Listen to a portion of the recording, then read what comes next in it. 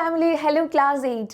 അപ്പോൾ ഈ ഒരു വർഷം നമ്മൾ ഇംഗ്ലീഷിൽ വളരെ ഇമ്പോർട്ടൻ്റ് ആയിട്ടുള്ള ഒരു പോർഷൻ പഠിക്കുന്നുണ്ട്. ഗ്രാമർ പോർഷനാണ് എന്താണ് ക്വസ്റ്റ്യൻ ടാഗ് അല്ലേ. അപ്പോൾ നമ്മൾ ഫസ്റ്റ് ചാപ്റ്ററിൽ തന്നെ ദ മിസ്റ്റീരിയസ് പിക്ചർ എന്ന് പറഞ്ഞ ചാപ്റ്ററിൽ തന്നെ ആക്ടിവിറ്റിയിൽ ഈ ഒരു ക്വസ്റ്റ്യൻ വന്നിട്ടുണ്ടായിരുന്നു. അപ്പോൾ ഈ ക്വസ്റ്റ്യൻ കണ്ടപ്പോൾ തന്നെ തല കറങ്ങിയിട്ടുള്ള മക്കളൊക്കെ ഉണ്ടാവും. വളരെ കൺഫ്യൂസ്ഡ് ആയിട്ട് ടെൻഷൻ അടിച്ച് ഈ ഒരു പോർഷൻ ഡീൽ ചെയ്ത മക്കളൊക്കെ ഉണ്ടാവും. അപ്പോൾ ആരും ടെൻഷൻ അടിക്കേണ്ട ആവശ്യമൊന്നുമില്ല. മിസ് ഈ ഒരു വീഡിയോയിലൂടെ വളരെ സിമ്പിളായിട്ട് ബേസിക് ആയിട്ട് എന്താണ് ക്വസ്റ്റ്യൻ ടാഗ്, എങ്ങനെ നിങ്ങൾക്കത് എഴുതാമെന്നുള്ള കാര്യം പഠിപ്പിക്കാൻ പോവാണ്. അപ്പോൾ എല്ലാ മക്കളും വീഡിയോ ലൈക്ക് ചെയ്തിട്ട് കാണുക, അതിനൊപ്പം തന്നെ സ്കിപ്പ് ചെയ്യാണ്ട് കാണാൻ കൂടെ ശ്രദ്ധിക്കുക. ഫ്രണ്ട്സിനൊക്കെ ഷെയർ ചെയ്ത് കൊടുക്കുക. ഈ ഒറ്റ വീഡിയോ കൊണ്ട് നിങ്ങൾ ക്വസ്റ്റ്യൻ ടാഗ് സെറ്റ് ആക്കാൻ പോവാണ് കേട്ടോ. ഓക്കെ, റെഡി ആയിട്ടിരിക്കുക. അപ്പോൾ നമ്മൾ നോക്കാനായിട്ട് പോകുന്നത് എന്താണ് ക്വസ്റ്റ്യൻ ടാഗ്, അതാദ്യം തന്നെ നിങ്ങൾ അറിഞ്ഞിരിക്കണം അല്ലേ. അപ്പോൾ എന്താണ് മക്കളെ question tag? Question tag, question എന്ന് പറയുമ്പോൾ തന്നെ അറിയാം ചോദ്യം എന്നാണ് മീനിങ് അല്ലേ. അപ്പോൾ ഒരു സ്റ്റേറ്റ്മെൻറ്റ് കൊടുത്തിട്ടായിരിക്കും അതിൻ്റെ അവസാനം ഒരു ഷോർട്ട് ക്ലോസ് കൊടുത്തിട്ടുണ്ടാവും, അതൊരു ക്വസ്റ്റ്യൻ ആയിരിക്കും. അങ്ങനെ ആ സ്റ്റേറ്റ്മെൻറ്റിനെ തന്നെ ഒരു ക്വസ്റ്റ്യൻ ആക്കിയിട്ട് മാറ്റുന്നതിനെയാണ് ക്വസ്റ്റ്യൻ ടാഗ് എന്ന് പറയാറുള്ളത്. കുറച്ച് കൺഫ്യൂഷൻ ആയിട്ട് തോന്നുന്നുണ്ടാവും, സിമ്പിളായിട്ട് പറഞ്ഞുതരാം. ഇത്രയേ ഉള്ളൂ. എന്താണ് ഒരു ക്വസ്റ്റ്യൻ ടാഗ്? ഒരു വെരി ഷോർട്ട് ക്ലോസ് ആണ് at the end of A statement. ഒരു സ്റ്റേറ്റ്മെൻറ്റിൻ്റെ എൻഡിലായിരിക്കും അത് കൊടുത്തിട്ടുണ്ടാവുക. ആ ഒരു ഷോർട്ട് ക്ലോസ് കൊണ്ട് ആ ഒരു എൻറ്റയർ സ്റ്റേറ്റ്മെൻറ്റ് തന്നെ എന്തായിട്ട് മാറുന്നു? ക്വസ്റ്റ്യൻ ആയിട്ട് മാറുകയാണ്. അപ്പോൾ ഇയാളില്ലെങ്കിൽ, ഈ ക്വസ്റ്റ്യൻ ടാഗ് ഇല്ലെങ്കിൽ അതിനെ അവിടേക്ക് വെട്ടി കളഞ്ഞു കഴിഞ്ഞാൽ ബാക്കിയുള്ളത് എന്താണ്? യു ആർ ലീവിങ് എന്നുള്ളത് മാത്രമാണ്. അതെന്താണ്? അതൊരു സ്റ്റേറ്റ്മെൻ്റ് ആയിട്ട് മാറുന്നില്ലേ. അപ്പോൾ ഒരു സ്റ്റേറ്റ്മെൻറ്റിൻ്റെ അവസാനത്തിൽ കൊടുത്തിട്ടുള്ള ഒരു ഷോർട്ട് ക്വസ്റ്റ്യൻ ആണ് ക്വസ്റ്റ്യൻ ടാഗ്. ആ ഒരു ക്വസ്റ്റ്യൻ ടാഗ് വന്നപ്പോഴാണ് ആ സ്റ്റേറ്റ്മെൻറ്റ് തന്നെ എന്തായിട്ട് മാറിയത്? ഒരു ക്വസ്റ്റ്യൻ ആയിട്ട് മാറിയത്. ഇല്ലെങ്കിൽ യു ആർ ലീവിങ് എന്ന് മാത്രമാണ് അല്ലേ. യു ആർ ലീവിങ്, നീ പോകുകയാണ്. ആരൻറ്റ് യു, അല്ലേ എന്നാണ് ചോദിച്ചിട്ടുള്ളത്. അല്ലേ എന്നാണ് ചോദിച്ചിട്ടുള്ളത്. ഈ അല്ലേ എന്ന് പറയുന്നതാണ് എന്ത്? നമ്മുടെ ക്വസ്റ്റ്യൻ ടാഗ്. ഓക്കെ, ക്ലിയർ അല്ലേ? അല്ലേ അല്ലെങ്കിൽ ആണോ എന്നൊക്കെ നമ്മൾ ചോദിക്കാറില്ലേ. അപ്പോൾ അതാണ് എന്താ ക്വസ്റ്റ്യൻ ടാഗ് എന്ന് പറയുന്നത്. അപ്പോൾ ആ ക്വസ്റ്റ്യൻ ടാഗ് എന്ന് പറയുന്നത് എപ്പോഴും സ്റ്റേറ്റ്മെൻറ്റിൻ്റെ അവസാനത്തിലാണ് വരിക. ആ സ്റ്റേറ്റ്മെൻറ്റിനെ ഒന്നും കൂടെ കൺഫേം ചെയ്യുന്ന രീതിയിൽ അത് ശരിയല്ലേ എന്ന് ഉറപ്പ് വരുത്തുന്ന രീതിയിലായിരിക്കും ഈ പറയുന്ന ക്വസ്റ്റ്യൻ ടാഗ് വന്നിട്ടുണ്ടാവുക. ഓക്കെ, ക്ലിയർ ആയിട്ടുണ്ടാവും എന്ന് വിചാരിക്കും. നമ്മൾ പഠിക്കാൻ പോകേണ്ട എന്താണ്? ആദ്യം തന്നെ ഇത് അറിയണമെങ്കിൽ, എങ്ങനെ എഴുതണം എന്ന് അറിയണമെങ്കിൽ ഇതിൻ്റെ സ്ട്രക്ചർ ഒന്ന് അറിഞ്ഞിരിക്കണം അല്ലേ. അപ്പോൾ സ്ട്രക്ചർ അറിഞ്ഞിരിക്കാൻ നമുക്ക് നേരെ നോക്കാം. നമുക്ക് എന്തൊക്കെ കാര്യങ്ങൾ ഉണ്ടാവുക. ഫസ്റ്റ് തന്നെ നമ്മൾ കണ്ടു സ്റ്റേറ്റ്മെൻറ്റ് ഉണ്ടാവും അല്ലേ. അതിൻ്റെ കൂടെ ഒരു ഷോർട്ട് ക്വസ്റ്റ്യൻ ഉണ്ടാവും. അത് ബേസിക് ആയിട്ടുള്ള സ്ട്രക്ചറാണ്. ഇനി എന്തൊക്കെ കാര്യങ്ങൾ ഉള്ളിലുണ്ട്?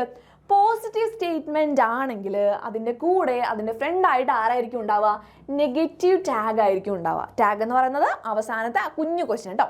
പോസിറ്റീവ് സ്റ്റേറ്റ്മെന്റ് ആണ് കൊടുത്തിട്ടുള്ളതെങ്കിൽ നെഗറ്റീവ് ടാഗ് ആയിരിക്കും ഉണ്ടാകുക. ഷീ ഈസ് സിറ്റിംഗ് എന്ന് പറയുന്നത് എന്താണ്? അവൾ ഇരിക്കുന്നു എന്നാണ് മീനിങ്. പോസിറ്റീവ് ആണ് അല്ലേ. ഷീ ഈസ് നോട്ട് എന്ന് കൊടുത്തിട്ടുണ്ടോ ഇവിടെ? ഇല്ല. ഇത് പോസിറ്റീവ് ആയിട്ടുള്ളൊരു സ്റ്റേറ്റ്മെൻ്റ് ആണ്. ഇതിനെ നമ്മൾ എന്ത് ചെയ്യുന്നു? നെഗറ്റീവ് ടാഗ് ആണ് ഇതിൻ്റെ കൂടെ വയ്ക്കുക. അപ്പോൾ ഈസിൻറ്റ് അല്ലെ, ഈസ് നോട്ട് എന്നാണ് മീനിങ്. ഈസിൻ ഷീ എന്നാക്കി നമ്മൾ ഇരിക്കല്ലേ എന്ന് ഉറപ്പിക്കുകയാണ് ചെയ്യുന്നത്, നമ്മൾ കൺഫേം ചെയ്യാണ്. ഓക്കെ, അപ്പോൾ പോസിറ്റീവ് സ്റ്റേറ്റ്മെൻ്റ് ആണെങ്കിൽ നെഗറ്റീവ് ടാഗ് ആണ് വരിക. ദേ ആർ ടോക്കിംഗ്, അവിടെയും പോസിറ്റീവ് ആണ് അല്ലേ. ആർ എന്ന് പറയുമ്പോൾ എന്താണ്? അത് പോസിറ്റീവ് ആണ്. ആർ നോട്ട് എന്നല്ല പറഞ്ഞിട്ടുള്ളത് അല്ലേ. ഇവിടെ ഈസ് പോസിറ്റീവ് ആയിരുന്നു. അപ്പോൾ ആറിൻ്റെ എന്ന് വന്നു, നെഗറ്റീവ് ആക്കിയിട്ട് മാറ്റി അല്ലേ. ആറിൻ്റെ കൂടെ നോട്ട് ഇട്ടു, ആറിഞ്ച് എന്നാക്കിയിട്ട് മാറ്റി. ഇനി നെഗറ്റീവ് സ്റ്റേറ്റ്മെൻറ്റ് ആണെങ്കിലോ? പോസിറ്റീവ് സ്റ്റേറ്റ്മെൻറ്റ് മനസ്സിലായി അല്ലേ. പോസിറ്റീവ് സ്റ്റേറ്റ്മെൻറ്റ് ആണെങ്കിൽ നെഗറ്റീവ് ടാഗ് ഇടണം. ഇനി നെഗറ്റീവ് സ്റ്റേറ്റ്മെൻറ്റ് ആണെങ്കിലോ?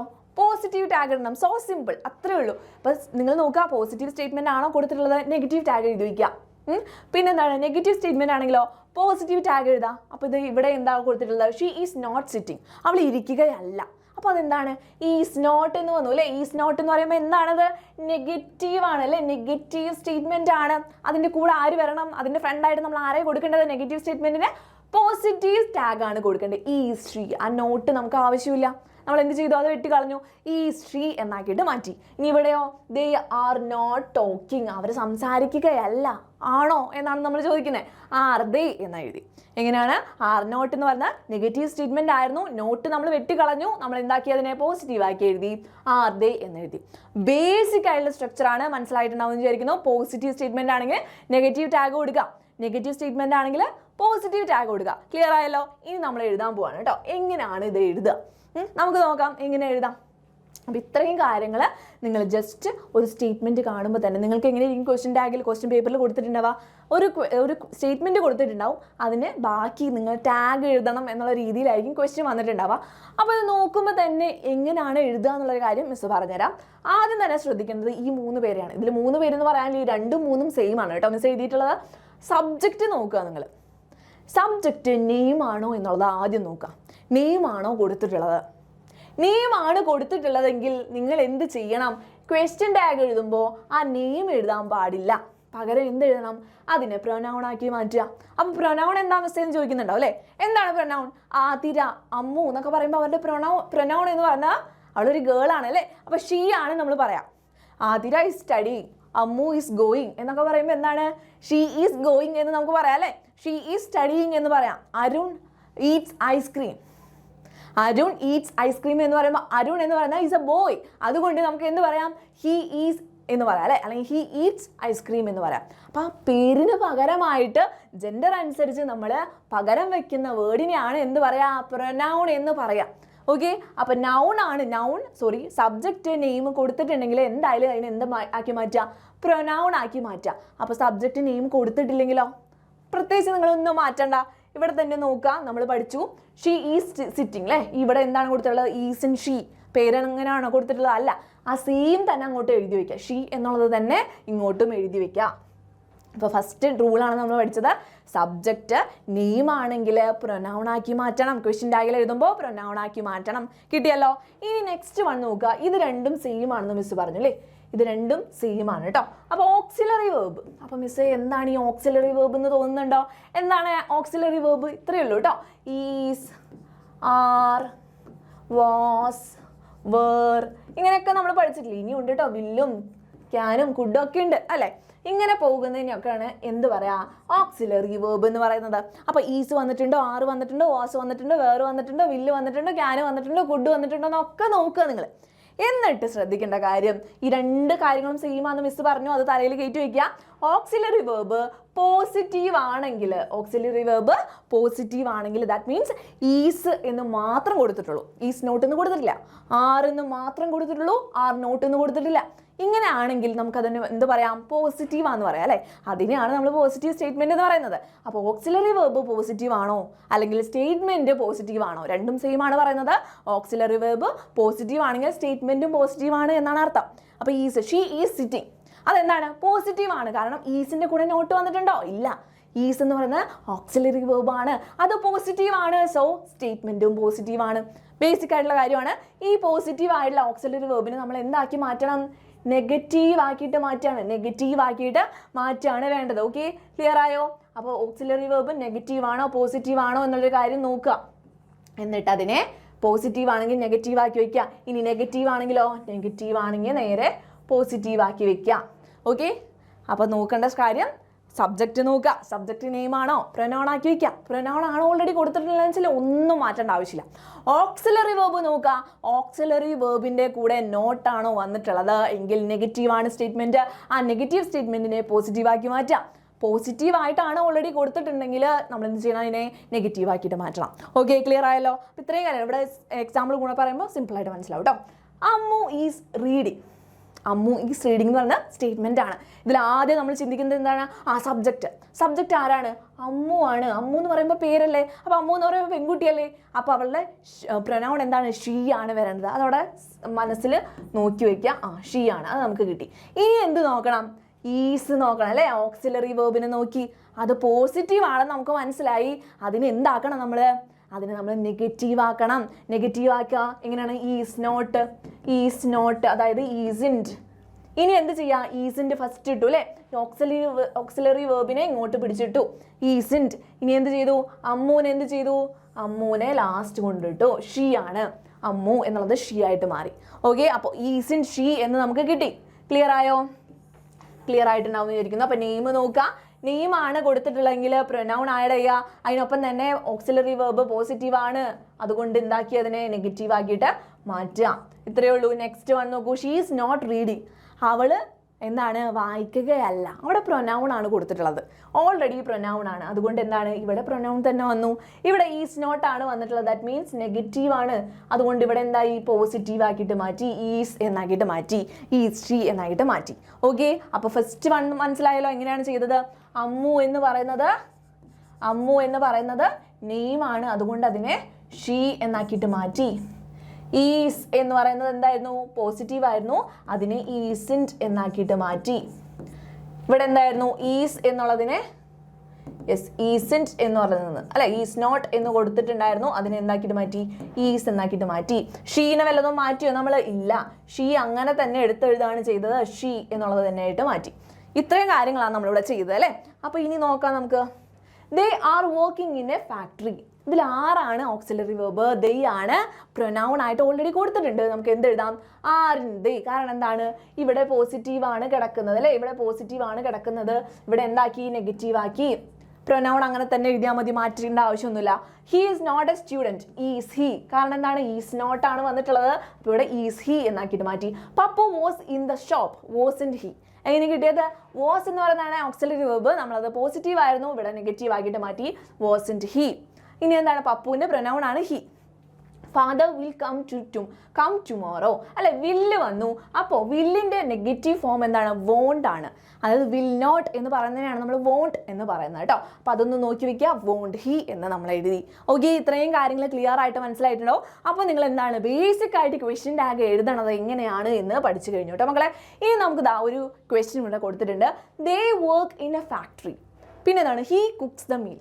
ഇത് നോക്കുമ്പോൾ പെട്ടെന്ന് അങ്ങോട്ട് കിട്ടുന്നുണ്ടാവില്ല. കാരണം എന്താണ്? ഇതിൽ ഓക്സിലറി വേർബ് ഉണ്ടോ? വേഗം ഒന്ന് നോക്കിക്കേ. സബ്ജക്റ്റ് ഒക്കെ നമ്മൾ നോക്കി, ഇനി ഇതിൽ ഓക്സിലറി വേർബ് എടുക്കുന്നുണ്ടോ? ഇല്ല. അപ്പോൾ ഇതെങ്ങനെ എഴുതും? നിങ്ങൾ ശ്രദ്ധിക്കേണ്ട കാര്യത്തിൽ വേർബിനെയാണ് ശ്രദ്ധിച്ച് വെക്കേണ്ടത് കേട്ടോ. ഇവിടെ കുക്സ് ആണ്, ഇവിടെ വർക്ക് ആണ് വേർബ് വന്നിട്ടുള്ളത്. ഈ വേർബിൽ നിന്ന് നമ്മൾ എന്ത് ചെയ്യും? ഓക്സിലറി വേർബ് കിട്ടാൻ വേണ്ടിയിട്ട്, അല്ലെങ്കിൽ ക്വസ്റ്റ്യൻ ടാഗിൽ ആഡ് ചെയ്യാനുള്ള ആളെ കിട്ടാൻ വേണ്ടി അത് സ്പ്ലിറ്റ് ചെയ്തെടുക്കാനാണ് പോകുന്നത്. അപ്പോൾ നോക്കാം, വർക്ക് എന്നാണ് പറഞ്ഞിട്ടുള്ളത് അല്ലേ. വർക്ക് എന്ന് പറയുമ്പോൾ അതിൻ്റെ മീനിങ് എന്താണ്? ഡു വർക്ക് എന്നാണ്. Okay, do work. ഇവിടെ കുക്സ് എന്ന് പറഞ്ഞിട്ടുണ്ട്, ഇവിടെ മീനിങ് എന്താണ്? Does cook. Does plus cook വരുന്നതിനാണ് കുക്സ് എന്ന് വരുന്നത്. ഓക്കെ, ഇവിടെ ഡു പ്ലസ് വർക്ക് ആണ് വർക്ക് എന്ന് പറയുന്നത്. അപ്പോൾ ഇതിൻ്റെ ഉള്ളിൽ തന്നെ ഈ വർക്ക് എന്ന് കൊടുത്തിട്ടുള്ളതിൻ്റെ ഉള്ളിൽ തന്നെ ഡു ഉണ്ട് എന്ന് നിങ്ങൾ മനസ്സിലാക്കണം. അപ്പോൾ എന്താ മിസ് ഇവിടെ ഡു വന്നത്, ഇവിടെ ഡസ് വന്നത്? പറഞ്ഞു തരാം. ഇത് ദേ ആണ് അല്ലേ. ഈ ദേ എന്താണ്? പ്ലൂരൽ ആണ്. പ്ലൂരൽ അല്ലേ, പ്ലൂരൽ ആണ്. പ്ലൂരലിന് എപ്പോഴും ഡു ആണ് വരിക മക്കളെ. അതായത് ഐ, യു, ദേ, വി ഇവരൊക്കെ എന്താണ്? പ്ലൂരൽ ആണ്. ഇവരുടെ കൂടെ ഡു ആണ് വരിക. അപ്പം നമ്മൾ സ്പെഷ്യലായിട്ട് they do work in a factory എന്ന് പറയേണ്ട ആവശ്യമില്ല. They work in a factory എന്ന് പറഞ്ഞാൽ മതി. I work in a factory, we work in a factory. ഇതൊക്കെ എന്താണ്? പ്ലൂരൽ ആണ്. നമ്മൾ ഡു സ്പെഷ്യലായിട്ട് പറയാറില്ല, പക്ഷെ മനസ്സിലാക്കി വെക്കേണ്ട കാര്യം ആ വേർബിൽ തന്നെ ഡു ഉണ്ട് എന്നുള്ളൊരു കാര്യമാണ്. ഓക്കെ, അപ്പോൾ പ്ലൂരൽ ഡു ആണ്. പ്ലൂരൽ ഡു ആണ്. ഇനി ഇവിടെ ഹീ എന്ന് പറയുന്നത് ആരാണ്? സിംഗുലർ ആണ്. സിംഗുലർ. സിംഗുലറിൻ്റെ കൂടെ എപ്പോഴും ആരാണ് ഉണ്ടാവുക? സിംഗുലറിൻ്റെ കൂടെ എപ്പോഴും ഡസ് ആണ് മക്കളെ ഉണ്ടാവുക. അപ്പോൾ ഹീ, ഷീ, ഇറ്റ് ഇതൊക്കെ എന്താണ്? സിംഗുലർ ആണ്. അപ്പോൾ he cooks, she cooks, it cooks ഇങ്ങനെയാണ് വരിക. ഓക്കെ, അപ്പോൾ കുക്സ് എന്ന് കൊടുക്കുമ്പോൾ എന്താണ്? ആ എസ്സിന് ഡസ്സിൻ്റെ എസ് ആണ് എന്ന് മനസ്സിലാക്കി വയ്ക്കുക. അപ്പോൾ ഐ, ദേ, യു, വി എന്നൊക്കെ പറയുന്നത് പ്ലൂരലാണ്. പ്ലൂരലിൻ്റെ കൂടെ ഡു ആണ് വരിക. സിംഗുലറിൻ്റെ കൂടെ എന്ത് വരും? ഡസ് ആണ് വരിക. ഇത്രയും കാര്യങ്ങൾ മനസ്സിലാക്കി വയ്ക്കുക. അപ്പോൾ ഇതിൽ നിന്ന് നമുക്ക് കിട്ടി ഡു ആണ്, ഇവിടെ ഡസ് ആണെന്ന് കിട്ടി. ഇനി എന്ത് ചെയ്യാം? ഇനി നമുക്കിത് നെഗറ്റീവ് ആണോ പോസിറ്റീവ് ആണോ എന്ന് വെച്ചിട്ട് സാധാരണ പോലെ എഴുതാം. അപ്പോൾ ഇവിടെ പോസിറ്റീവ് ആണ് അല്ലേ, ദേ വർക്ക് എന്നാണ് പറഞ്ഞിട്ടുള്ളത്. ഇതിനെ നെഗറ്റീവ് ആക്കി മാറ്റുക, ഡു, ഡോണ്ട് അല്ലേ, ഡോണ്ട്. ഇനി പ്രൊനൗൺ ഏതാണ്? ദേ ആണ്. ഡോണ്ട് ദേ, അങ്ങനെ അല്ലേ എന്ന് ചോദിക്കുകയാണ്. സിമ്പിൾ അല്ലേ? ഇനി ഇതെങ്ങനെ വരും? ഹീ കുക്സ്, അതും പോസിറ്റീവ് ആണ്. അപ്പോൾ എന്ത് ചെയ്യണം? Doesn't he, doesn't he negative ആക്കിയതാണ് കേട്ടോ. ഇങ്ങനെ doesn't he. Okay, doesn't he എന്ന് വരും. യെസ്, അപ്പോൾ ഇത് ക്ലിയർ ആയല്ലോ എന്താണ് വന്നിട്ടുള്ളത്? ഒന്നുകൂടെ എഴുതാം. അപ്പോൾ ഡൂവും ഡസ്സും എങ്ങനെയാണ് എടുക്കേണ്ടത് എന്ന് മനസ്സിലായിട്ടുണ്ടാവല്ലോ. പ്ലൂരൽ ആണെങ്കിൽ ഡൂ ആണ് വരിക, പ്ലൂരൽ ആണെങ്കിൽ ഡൂ ആണ് വരിക, സിംഗുലർ ആണെങ്കിൽ ഡസ് ആണ് വരിക. ഓക്കെ, ക്ലിയർ അല്ലേ? അപ്പോൾ ഇത്രയും കാര്യങ്ങൾ മനസ്സിലാക്കി വെച്ചു.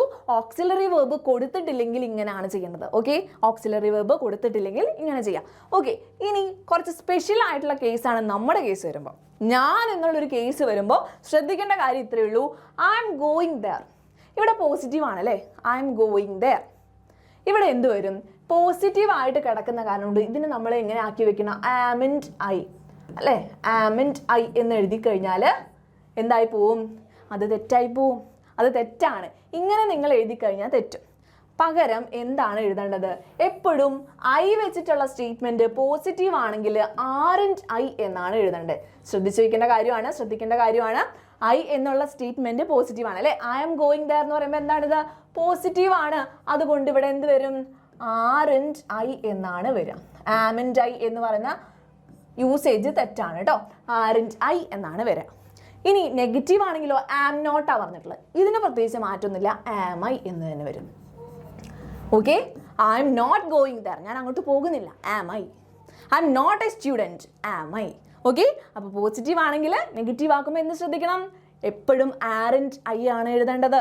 ഇനി ഓൾറെഡി നെഗറ്റീവ് ആയിട്ട് കൊടുത്തിട്ടുള്ളതെങ്കിൽ ആം ഐ വെക്കാം. ഓക്കെ, അപ്പോൾ ആർൻറ്റ് ഐ ശ്രദ്ധിച്ച് വെക്കാം കേട്ടോ. ആർൻറ്റ് ഐ എപ്പോഴാണ് വരിക, പോസിറ്റീവ് ആണെങ്കിൽ അതിനെ നെഗറ്റീവ് ആക്കുമ്പോൾ ആർൻറ്റ് ഐ ആണ് വരിക, ആംൻറ്റ് ഐ എന്ന് പറയുന്ന വേർഡ് ഇല്ല കേട്ടോ മക്കളെ. ഓക്കെ, അപ്പോൾ ഇത് മാത്രമുള്ള ഒരു എക്സെപ്ഷണൽ കേസാണ്, സ്പെഷ്യൽ കേസാണ്, ഒന്ന് നോക്കി വയ്ക്കാം. അങ്ങനെയാണെങ്കിൽ ഇപ്പോൾ നിങ്ങൾക്ക് മനസ്സിലായിട്ടുണ്ടാവും ക്വസ്റ്റ്യൻ ടാഗ് എങ്ങനെ എഴുതേണ്ടതെന്ന് അല്ലേ. ഓക്സിലറി വെർബ് നോക്കിയിട്ട് എഴുതാം. നമുക്ക് പോസിറ്റീവ് ആണെങ്കിൽ നെഗറ്റീവ് ആക്കി വയ്ക്കാം, നെഗറ്റീവ് ആണെങ്കിൽ പോസിറ്റീവ് ആക്കി വയ്ക്കാം. സബ്ജക്റ്റ് വരുന്ന നെയിം ആണ് എങ്കിൽ പ്രൊനൗൺ ആക്കി മാറ്റാം. ഇത്രയേ ഉള്ളൂ, സിമ്പിളായിട്ട് പഠിച്ചു കഴിഞ്ഞില്ല.